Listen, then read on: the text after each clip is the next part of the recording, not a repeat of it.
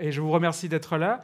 Je voudrais aussi en profiter, avant de commencer ma présentation, toute l'équipe de Serene Risk qui a organisé cette track à travers, et évidemment GoSecure qui nous a permis d'organiser cette série de présentations plus orientées sur le monde de la recherche, et toute l'équipe de Serene Risk qui l'a organisée, Cecilia Reham, Michael Joyce, Jasmin Pilon qui est derrière, nos deux caméramans de choc, Louis et Raphaël, qui vont faire en sorte que toutes ces conférences-là vont être diffusées gratuitement en ligne sur Internet pour ceux de vos collègues qui n'ont pas pu y assister. Alors merci à toute l'équipe et merci à vous d'être présents avec nous aujourd'hui.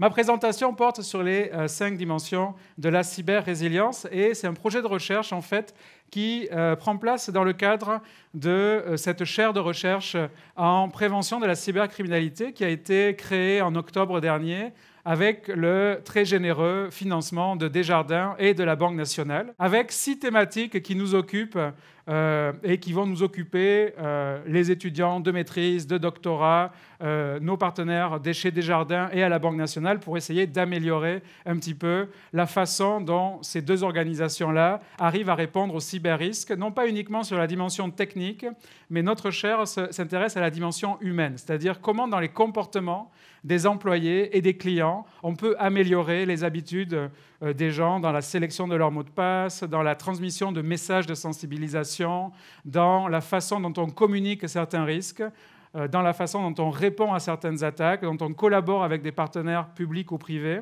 pour faire en sorte justement que ces organisations soient mieux équipées pour répondre à des incidents comme ceux qu'on a vécus cet été, mais qui vont revenir aussi, et que toutes les organisations vont être amenées à vivre à un moment ou à un autre. Et dans l'une de ces 6 thématiques, l'une d'entre elles est la cyber-résilience.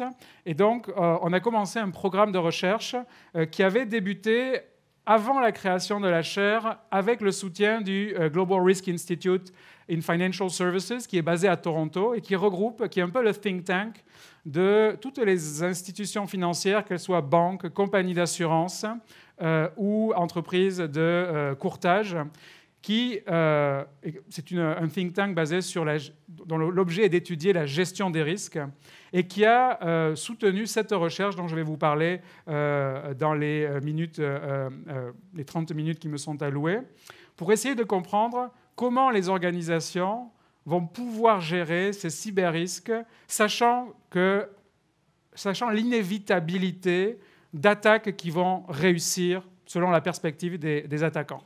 Donc comment des organisations, des institutions financières qui peuvent investir des centaines de millions de dollars, mais dont on sait que ces investissements ne seront probablement pas suffisants pour les prémunir totalement. Donc elles vont être confrontées à des attaques qui vont réussir, avec des brèches de données, avec des vols massifs d'informations personnelles. Comment les équiper pour répondre de façon réussie à ce type d'incident et à leur permettre de continuer à fonctionner en mode dégradé, et quelles sont les mesures qu'elles doivent prendre pour justement se préparer à cette éventualité-là. Donc ça, c'est le mandat de la recherche que je vais vous présenter. Et le contexte de cette recherche-là, c'est que même pour ces organisations-là, les institutions financières, dont on peut penser qu'elles ont le degré de maturité le plus avancé en cybersécurité, et pour d'autres organisations, comme les organisations de sécurité nationale, on comprend maintenant, à l'aide d'un certain nombre d'incidents qui ont été publicisés ces dernières années, l'inévitabilité des brèches et des piratages. J'ai 2 exemples que j'utilise fréquemment pour sensibiliser les gens à la dimension un peu, à la futilité d'imaginer qu'on peut se prémunir totalement contre les brèches. Le premier exemple, c'est l'exemple d'Israël, les services de renseignement israéliens, qui ont averti en 2015 leurs homologues américains qu'ils avaient été compromis par les services de renseignement russes. Et comment l'ont-ils identifié, cet incident d'infiltration des serveurs américains? Parce qu'eux-mêmes avaient infiltré les serveurs de Kaspersky. Donc, juste pour contextualiser, vous avez un service de renseignement israélien qui infiltre une entreprise leader en matière de cybersécurité, qui se rend compte que cette entreprise est aussi infiltrée par un autre service de renseignement russe et qui avertit ses homologues américains, la CIA et la NSA, que ces ordinateurs sont compromis via ce moyen-là. Premier exemple. Deuxième exemple, les services de renseignement hollandais, néerlandais, qui avertissent leurs homologues américains qu'ils sont en train de se faire pirater. Pourquoi? Parce qu'eux-mêmes ont réussi à infiltrer les serveurs des services de renseignement russes et ils observent leurs adversaires russes en train de hacker leurs alliés américains. Et comment ils l'ont fait? Ils ont hacké non pas les serveurs, mais les caméras de vidéosurveillance à travers les adresses IP.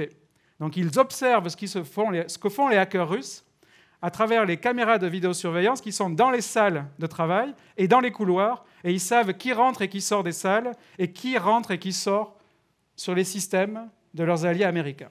Donc, ma conclusion, la leçon à en tirer, c'est que si ni la NSA, ni la CIA, ni Kaspersky, ni les services de renseignement russes ne sont capables de se prémunir contre des brèches et des infiltrations, quelles sont, pensez-vous, les chances de vos organisations qui sont loin d'avoir le même degré de sensibilité à la protection du renseignement, au contre-renseignement et à la sécurisation extrême de tous vos actifs informationnels. D'accord? Donc, il y aura toujours quelqu'un qui va arriver à rentrer dans vos systèmes.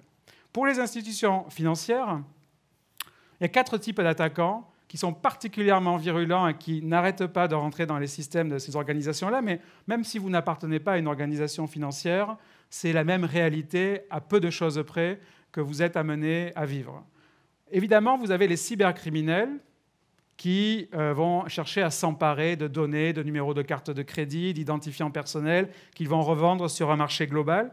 Et ces cybercriminels deviennent de plus en plus sophistiqués.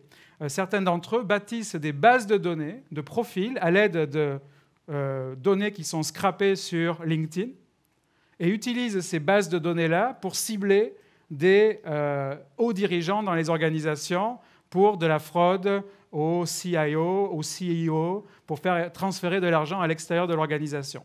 Vous avez également des groupes de cybercriminels qui recrutent maintenant des experts en cybersécurité pour s'approprier leurs connaissances des processus et des procédés et des technologies déployées dans les entreprises et qu'ils cherchent à infiltrer.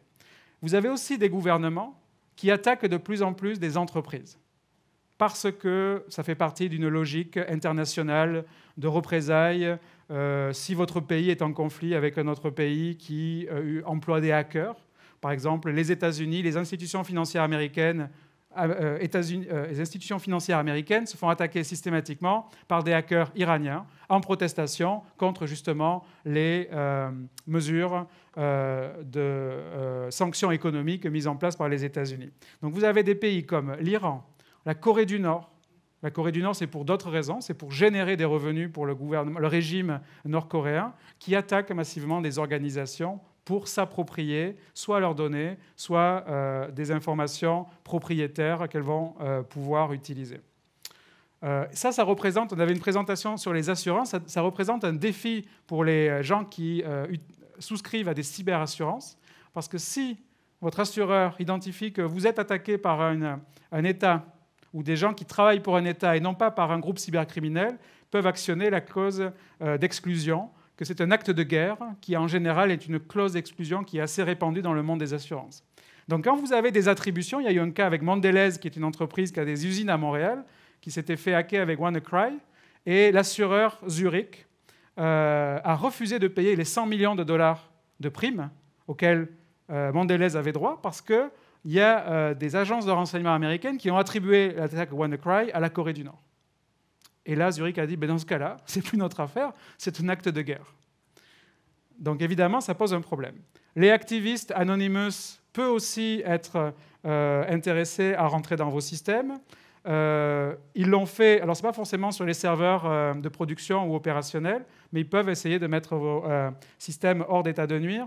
La préoccupation, ce n'est pas vraiment leur degré de sophistication, c'est qu'à cause de la manière dont ils sont organisés, il est très facile de les manipuler pour des acteurs gouvernementaux ou des acteurs cybercriminels plus sophistiqués, de les mobiliser pour vous occuper pendant qu'eux sont en train de réellement rentrer dans vos systèmes. Donc d'utiliser Anonymous, dans lequel tout le monde peut lancer une campagne contre n'importe qui, et d'essayer de mobiliser suffisamment de monde pour attaquer votre organisation, de façon assez peu sophistiquée, mais qui va attirer votre attention et mobiliser vos ressources, pendant que des acteurs beaucoup plus sophistiqués attaquent des endroits névralgiques et vous ne les verrez pas parce que vous pensez que vous êtes en fait sous attaque par quelque chose de beaucoup plus visible, de beaucoup plus facile à régler. Et le dernier élément, c'est les menaces internes. Donc, évidemment, on a tous observé ce qui s'est passé cet été au Québec.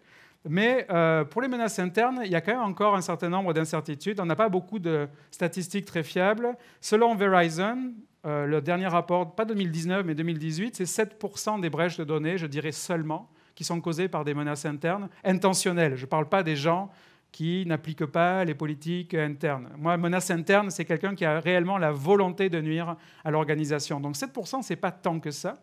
Mais on vous présente tout un tas de produits censés mettre un terme à la menace interne. Est-ce que c'est vraiment la priorité numéro 1 de vos organisations? C'est à y penser. Et ORX, qui est une plateforme européenne sur les risques opérationnels qui agrège des milliers d'incidents rapportés par les organisations, elle a identifié que pour les cyber-risques, entre 2012 et 2017, c'est à peu près, les menaces internes, ça représente à peu près seulement 1,7% des cyber-incidents et 2% des pertes opérationnelles. Donc ce n'est pas forcément le risque principal auquel sont confrontées les institutions en termes de cyber-risque. L'impact, c'est la grande question avec un immense point d'interrogation. Vous avez des sondages de l'industrie, et ça, ce sont encore une fois pour les institutions financières. Et vous avez vu dans les posters qu'on a, avec les données de Statistique Canada, la capacité maintenant d'aller examiner plus en détail l'impact sur d'autres types d'organisations. Mais pour les organisations financières, selon les sondages de Ponemon, qui sont les statistiques les plus fréquemment mentionnées, c'est à peu près 3,8 à 3,9 millions par incident de brèche de données, l'impact, ce qui est considérable.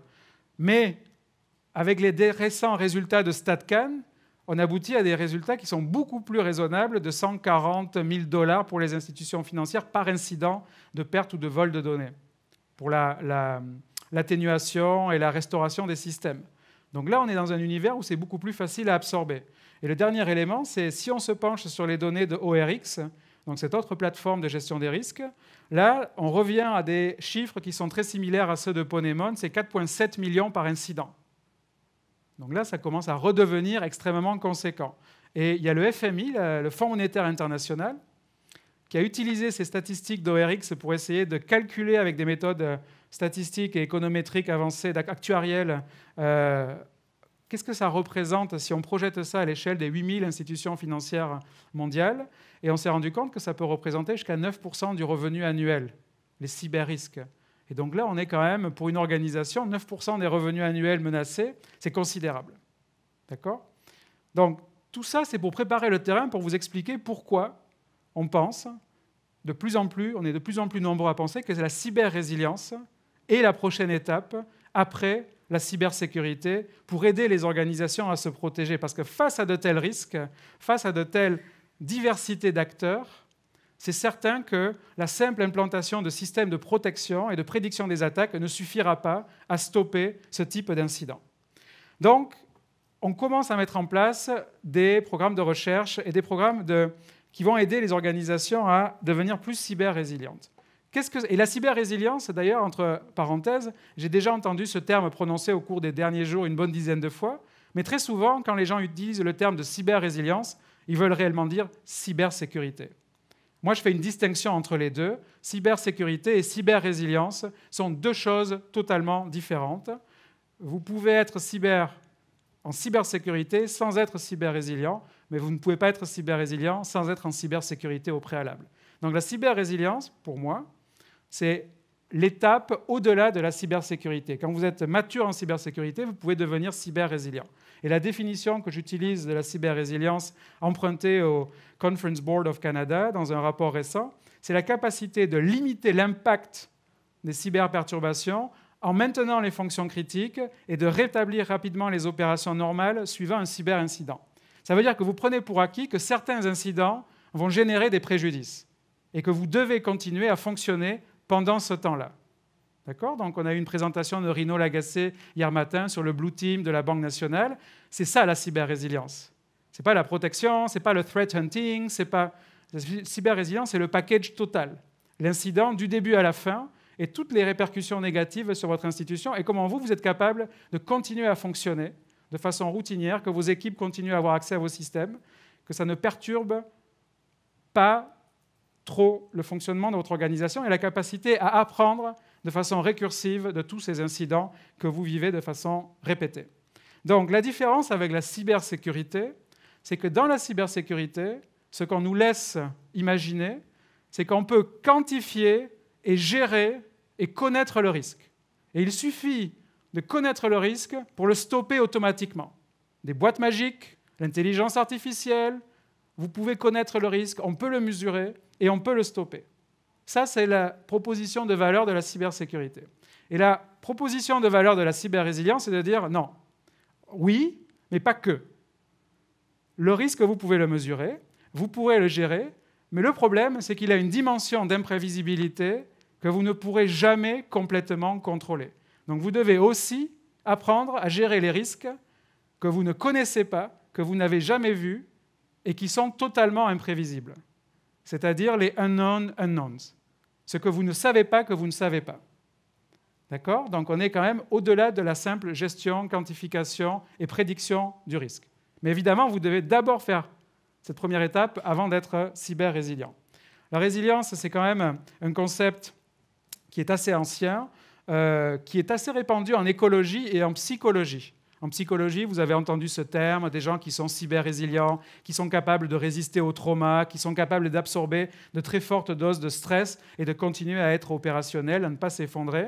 Et moi, ça m'intéresse beaucoup et je vais en parler indirectement, parce que ces recherches, ce qu'elles démontrent, c'est que la cyber-résilience, ce n'est pas réservé à un petit groupe de super-héros. C'est bien plus répandu dans la société, parmi les individus qu'on ne l'imagine. En psychologie, on estime qu'il y a à peu près entre 20 et 25% des individus, un quart des gens qui sont résilients face à des événements traumatiques qu'ils vont être amenés à vivre tout au long de leur vie. Donc c'est un message d'espoir aussi. Je ne suis pas là pour vous faire peur, je suis là pour vous dire la résilience et la cyber-résilience, c'est quelque chose qui est tout à fait possible d'atteindre, qu'on peut très facilement qu'on peut institutionnaliser, pas très facilement, mais pour lequel il faut quand même avoir un état d'esprit particulier et pour lequel il faut se préparer de façon particulière. Donc, dans l'étude qu'on mène, on interviewe des CRO, Chief Risk Officers, des CISO, des responsables de SOC, des analystes, des gens qui font de l'incident response à longueur de journée, des régulateurs, tout un tas de gens en fait dont le travail au quotidien est de vivre des incidents ou d'aider les organisations à surmonter ces incidents et à se rétablir. Et l'idée de la recherche, ce n'est pas de faire une grande théorie de la cyber-résilience et de vous enfoncer ça dans la gorge, c'est d'apprendre des gens qui vivent au quotidien et qui fabriquent de la cyber-résilience pour leurs organisations, et d'apprendre les leçons de ce que ces gens-là ont tacitement accumulé comme savoir, et d'essayer de le repartager avec tout le monde d'une façon qui permette à tout le monde d'agir et de se prémunir. Et pour l'instant, on est dans les phases préliminaires, mais on a commencé déjà à identifier 5 dimensions qui distinguent les organisations cyber-résilientes de celles qui sont beaucoup plus fragiles et de celles qui sont beaucoup plus exposées aux risques et qui ont beaucoup plus de difficultés à gérer de façon routinière les retombées négatives de ces risques-là. Ces 5 dimensions, c'est le dynamisme, la mise en réseau, l'adaptation, la pratique et la prise en compte de la contestation de cette valeur cardinale que doit devenir, selon moi, la cyber-résilience. Alors, la première dimension, c'est la capacité de gérer de façon dynamique des incidents à travers plusieurs échelles temporelles qui vont de quelques minutes et quelques secondes à quelques mois, voire quelques années. C'est-à-dire que ça, c'est ce qu'on appelle, je ne sais pas comment la traduire en français, c'est une chaîne d'effondrement. C'est-à-dire que ça vous représente, à travers un incident cybernétique que va vivre une organisation, toutes les options qui vont s'offrir aux intervenants à divers moments de la crise et qui, selon que la décision qui est prise est bonne ou mauvaise, va faire que l'organisation va s'enfoncer dans la crise ou au contraire, elle va être capable de rétablir un certain ordre et de sortir de la crise sans être affectée outre mesure. Avec l'issue ultime négative qui est que si vous prenez à chaque fois que vous avez une opportunité de décider quelque chose, une mauvaise décision, surtout si vous êtes une PME, votre organisation peut s'effondrer complètement et disparaître et être tuée par l'incident. Si vous perdez toutes vos données, si vous n'avez pas de backup, si vous ne savez pas comment restaurer, si vos clients, vous ne pouvez pas les rejoindre après quelques jours, si vous n'avez plus de revenus, bref, tout un tas de décisions qui peuvent entraîner, en fin de compte, la mort de votre organisation, donc menacer la survie de votre organisation. Et la raison pour laquelle la gestion dynamique de ces incidents-là est très importante, c'est parce que un incident, la réponse à un incident, comme Rino Lagacé l'a très bien dit hier, ça se prépare des mois à l'avance, par des simulations, par le recrutement de gens qui ont des talents particuliers, par la planification de certains playbooks, par le fait que vous allez les répéter, par le fait que vous allez ensuite avoir mis des gens dans une situation où ils sont confortables de prendre des décisions en quelques secondes, qui vont potentiellement menacer la survie de l'organisation et qui sont à l'aise néanmoins de les prendre et qui sont à l'aise de se tromper et de recommencer à les prendre après s'être trompé parce que l'incident n'est pas terminé, il faut continuer et on ne peut pas se mettre en petite boule dans un coin et attendre que tous les serveurs soient tombés. Donc ça, c'est cette capacité qui est très difficile pour les organisations à atteindre, de voir un incident à travers la capacité de le gérer dans les minutes qui suivent et de rendre les gens à l'aise avec ça, dans les jours qui suivent et d'anticiper les ressources dont vous allez avoir besoin dans une semaine, dans 2 semaines, parce que vos équipes de réponse du SOC, vous ne pouvez pas les faire travailler 24 heures sur 24 pendant plus d'une semaine ou même pendant plus de 2 jours. Il faut qu'ils se reposent, il faut qu'ils soient capables de gérer tout ça. Et plusieurs mois à l'avance, parce qu'il faut que vous ayez des cycles de recrutement, de planification des simulations, de réintégration des connaissances acquises. Donc ça, c'est assez difficile, et assez difficile pour les gestionnaires de comprendre comment combiner tous ces tempos opérationnels pour que la gestion des incidents se fasse sur tous ces tableaux-là d'une façon intégrée, avec une compréhension, une vision d'ensemble de comment l'organisation doit gérer et jongler avec toutes ses priorités sur toutes ces échelles temporelles à la fois. Deuxièmement, une organisation cyber-résiliente, c'est une organisation, et encore Rino Lagacé l'a très bien dit hier, c'est une organisation qui a tissé avant l'incident des réseaux à l'interne et à l'externe suffisamment denses pour pouvoir faire appel de façon très informelle à tout un tas de ressources dont votre SOC ou votre équipe de réponse aux incidents ne dispose pas forcément à l'interne. Donc la capacité, en quelques minutes, de savoir qui appeler à l'intérieur de l'organisation, pour faire débloquer certaines choses, pour obtenir des ressources, sans avoir forcément une procédure en place, et la capacité de rejoindre à l'extérieur de l'organisation des entreprises concurrentes, des régulateurs, des services de police, des services de renseignement, des gens qui vont pouvoir vous aider à très rapidement répondre à cela. Et là, une des phrases que j'ai notées, entre guillemets, que Rino a très bien mentionné hier, c'est-à-dire que vous ne devez pas uniquement embaucher dans vos équipes des gens qui ont des compétences techniques. Ça veut dire que vous devez aussi embaucher des network managers, des social network managers, des gens qui ont cette capacité à maintenir ces réseaux-là, à identifier les partenaires. Et ce sont des liens faibles, ce sont des gens que vous allez peut-être voir 1 fois ou 2 par an. Mais quand vous allez en avoir besoin, vous devez être capable de compter sur eux. Ça veut dire que vous devez avoir développé des relations de confiance avec ces gens-là. Et ça, la confiance, il y a tout un tas de procédures, de façons de la renforcer, de la développer. Et ça fait partie justement aussi des stratégies et des politiques de réponse aux incidents. C'est comment tisser ces réseaux, comment faire en sorte que votre haute direction, les gens latéraux dans les autres unités, les gens à l'extérieur peuvent venir renforcer vos capacités, peuvent venir vous donner des capacités additionnelles dans des laps de temps très très serrés parce que vous êtes dans une gestion qui est en temps réel de gestion de crise. D'accord ? Donc ça, c'est cette capacité à fabriquer des réseaux et à les maintenir qui aussi va renforcer votre cyber-résilience. Évidemment, on n'est pas cyber-résilient si on ne pratique pas tous les plans, tous les playbooks dont on s'est doté de façon régulière. Alors, dans les entrevues qu'on a menées, il y a de très grandes institutions qui mènent des exercices 2 fois, 3 fois par an. Il y en a certaines qui sont en train d'envisager de mener plusieurs dizaines d'exercices par mois. Et l'analogie qu'ils utilisent, c'est d'exercer la mémoire musculaire de l'organisation. C'est-à-dire que vous ne pourrez jamais vous préparer contre toutes les attaques qui risquent de survenir, mais l'objet des simulations, ce n'est pas de vous préparer à tout, c'est de vous préparer à répondre à quelque chose qui n'est pas familier et savoir comment agir et comment contrôler votre stress. Et donc l'importance des simulations, qu'elles soient tabletop, mais de plus en plus, il y a des entreprises qui intègrent des outils de simulation dans leurs outils de production. Et donc, elles injectent de la simulation, sans que leurs employés s'en rendent compte, pour leur apprendre à gérer des choses inattendues. Netflix a été un des premiers à faire ça avec ce qu'ils appellent les Chaos Monkeys, c'est-à-dire ils introduisent des algorithmes qui débalancent tout pour voir comment leurs ingénieurs et comment leur système peut répondre très rapidement à ça. Et ça, en production live, ils le font, pour aider tout le monde à justement se familiariser avec cette dimension. Et moi, l'analogie que j'utilise pour parler de ça, c'est l'analogie du jazz. Pour être un bon musicien de jazz et improviser de beaux morceaux de musique de jazz, vous devez avoir pratiqué des milliers d'heures. Vous devez avoir acquis des réflexes, vous devez connaître l'histoire du jazz, vous devez connaître les règles du jazz, mais à chaque fois que vous allez jouer un morceau différent. C'est exactement la même réalité dans les équipes de réponse aux incidents. Vous devez avoir développé une familiarité symbiotique avec vos outils, avec vos ressources, avec vos réseaux, mais chaque incident sera différent. Et vous devez être prêt à improviser. Donc la cyber-résilience, ce n'est pas de l'improvisation, mais vous devez avoir de la capacité à improviser, et ça aussi, ça se développe. Ça s'apprend, la capacité d'improvisation. Ce n'est pas quelque chose qui est inné chez les gens.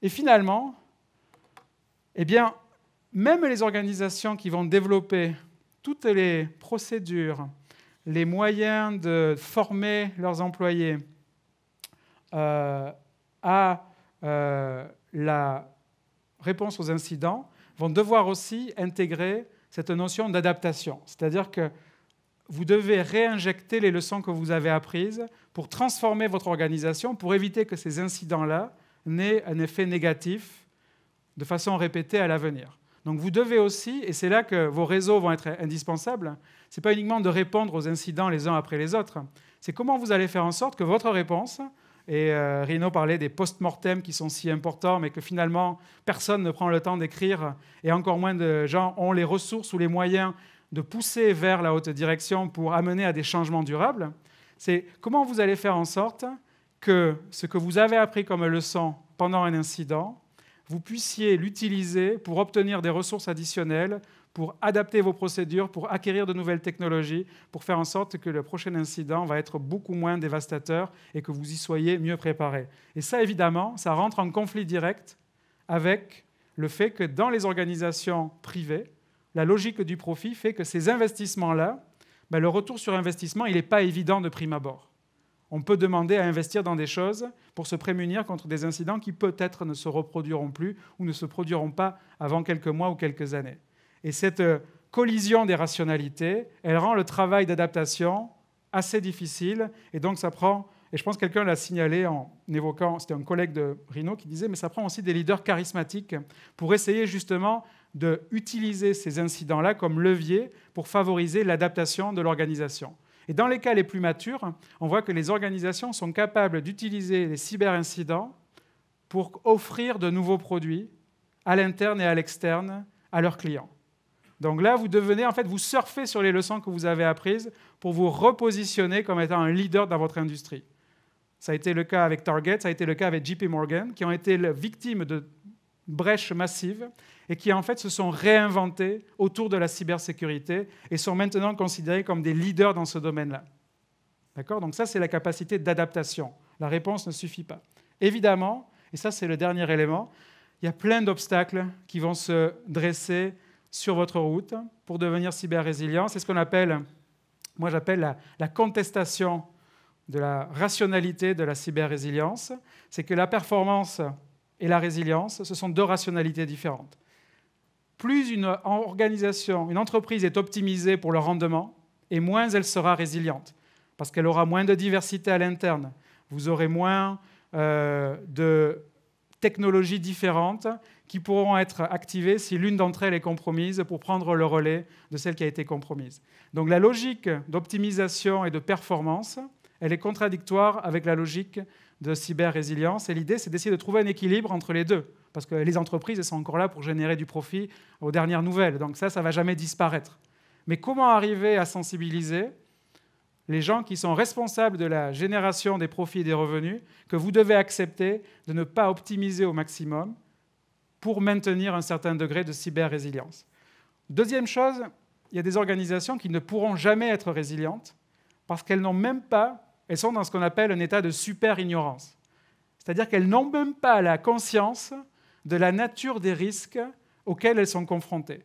Donc vous ne pouvez évidemment pas vous préparer si votre haute direction est totalement ignorante ou indifférente par rapport aux cyber-risques. D'accord ? Vous ne pourrez pas. Vous n'aurez jamais les ressources, vous n'aurez jamais les priorités dans la prise de décision par rapport à ce dont vous avez besoin pour devenir cyber-résilient, le temps dont vous avez besoin pour réaliser ces simulations, ces exercices, pour faire en sorte que tout le monde soit prêt. Donc vous devez aussi, en amont, sensibiliser, former les gens et faire passer votre organisation d'un état de super-ignorance ou d'ignorance à un état d'incertitude, voire idéalement un état de certitude sur toute la palette des cyber-risques auxquels vous êtes confrontés. Et le dernier élément, c'est celui des biais cognitifs. Et c'est un élément qui est tiré de la préparation aux catastrophes naturelles, pour lesquelles il y a beaucoup de recherches en sociologie, qui a fait le constat suivant, et dans les assurances aussi d'ailleurs, il y a un certain nombre de recherches dans ce domaine-là. Comment ça se fait ? Alors qu'on sait, par exemple, dans certaines zones côtières en Floride, dans certains autres endroits, on sait qu'il va y avoir des ouragans presque chaque année. On sait parfois qu'il y a un ouragan de catégorie 5 qui arrive. Pourquoi les gens n'évacuent pas ? Alors que tout est annoncé, tout est prévu, on leur recommande d'évacuer. Pourquoi les gens ne prennent pas des mesures de protection ? Et en fait, les gens qui ont fait des recherches dans ce domaine-là ont identifié 6 biais cognitifs qui empêchent les gens de prendre des mesures qui ont l'air logiques et rationnelles, en dépit de toute l'information précise dont ils disposent à l'avance. Ces biais-là sont la myopie. Dans les organisations, et les individus aussi, ont beaucoup de difficultés à se projeter pour prendre des mesures concernant des risques qui se profilent à quelques mois ou quelques années à l'horizon. D'accord ? On vit dans l'instantanéité, on se protège contre des risques immédiats, des risques qui vont survenir la semaine prochaine, des risques qui vont survenir dans quelques mois. On a beaucoup plus de difficultés à investir de l'énergie mentale et des ressources pour se protéger. C'est l'amnésie. On oublie très rapidement quelles sont les conséquences négatives d'incidents ou d'événements catastrophiques que nous avons vécus dans le passé. Les entreprises victimes de brèches majeures, quelques années après, on a très rapidement oublié toutes les difficultés qu'on a dû surmonter pour restaurer les systèmes. Donc on investit moins, puisqu'on a oublié. Optimisme, le biais d'optimisme. Le biais d'optimisme, c'est qu'on comprend les risques.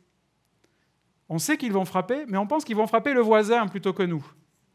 D'accord ? Donc on pense, oui, mais je sais qu'on va se faire hacker, mais nous, non. C'est les voisins qui vont se faire, les compétiteurs vont se faire hacker. Oui, eux, oui. Mais nous, non. Donc c'est pour ça que les gens n'évacuent pas. Les gens savent que l'ouragan s'en vient, mais ils pensent que c'est la maison du voisin qui va être détruite et pas la leur. Pensée magique. L'inertie. Quand on a des mesures à prendre pour se protéger contre des risques extrêmement complexes, le réflexe humain, c'est de geler, de ne rien faire et d'attendre. D'accord ? Simplification. Dans les mêmes configurations de risques complexes, quand on a 20 mesures à prendre, comme c'est le cas des cyber-risques, une fois qu'on en a prises 2 ou 3, on s'arrête là. On pense que c'est suffisant. On a pris les mesures les plus importantes. Or, c'est une erreur dramatique parce qu'il faut vraiment prendre toutes ces 20 mesures que vous auriez dû prendre. Les 2 ou 3 que vous avez prises, c'est un peu comme de jeter les dés. Peut-être que ça fonctionnera, mais peut-être pas. Donc, ce n'est pas une réelle politique de gestion des risques. Et le dernier élément, c'est l'instinct grégaire. Pour gérer les risques et pour répondre et pour se préparer, on a tendance, avant d'agir, d'observer ce que font nos voisins pour obtenir une validation sur la décision qu'on s'apprête à prendre. C'est pour ça que dans le métro ou dans la rue, quand les gens se font attaquer, il n'y a personne qui bouge. Chacun regarde le voisin. Est-ce que quelqu'un va prendre une initiative ? Et tout le monde regarde son voisin, donc personne ne fait rien. C'est la même chose avec la préparation aux risques complexes. À cause de ce biais d'inertie, on veut tous observer ce que vont faire les autres avant d'agir. Et comme tout le monde fait la même chose, même personne n'agit. Et donc tout le monde prend du retard sur les mesures préparatoires. Donc, et encore une fois, ce n'est pas un message pessimiste, c'est un message optimiste. L'idée, c'est de comprendre ces biais pour faire en sorte que quand vous allez sensibiliser vos décideurs ou quand vous allez préparer vos équipes pour devenir plus cyber-résilients, bien, tenez en compte pour essayer de les annuler au maximum possible.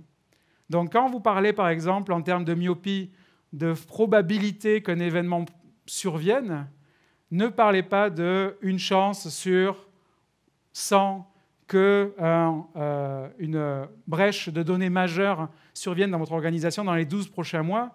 Parlez plutôt d'une chance sur 4 que ça arrive d'ici 5 ans. Parce que là, vous allez tout de suite changer la perception. Une chance sur 100 d'ici 12 mois, OK, on ne va rien faire. Une chance sur 4 dans les 5 prochaines années, et peut-être il faudrait commencer à se préparer. Vous changez un petit peu, vous jouez avec ces biais-là. Donc il y a tout un tas de stratégies en économie comportementale qui permettent d'aider les gens qui doivent mettre les organisations en cyber-résilience ou en résilience à faciliter la préparation, faciliter la prise de conscience et la sensibilisation pour agir et pour mieux protéger les organisations. Il y a tout un tas d'institutions qui existent. Je n'ai pas le temps d'en parler parce que je pense que j'ai épuisé le temps qui m'était alloué. Donc je vais finir en 2 heures. Mais vous avez évidemment tous les processus. Il y a beaucoup d'entreprises qui commencent à vendre de la cyber-résilience.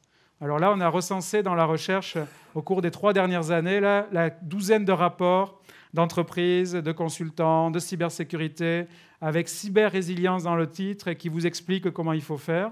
Vous avez aussi tous les organismes de standardisation, ISO, NIST et autres, qui de plus en plus intègrent la cyber-résilience dans les standards et dans les critères et qui vont pouvoir vous aider justement à comprendre quelles sont les actions à prendre dans ce domaine-là. Et de plus en plus aussi, vous avez les autorités réglementaires qui injectent de la cyber-résilience comme exigence.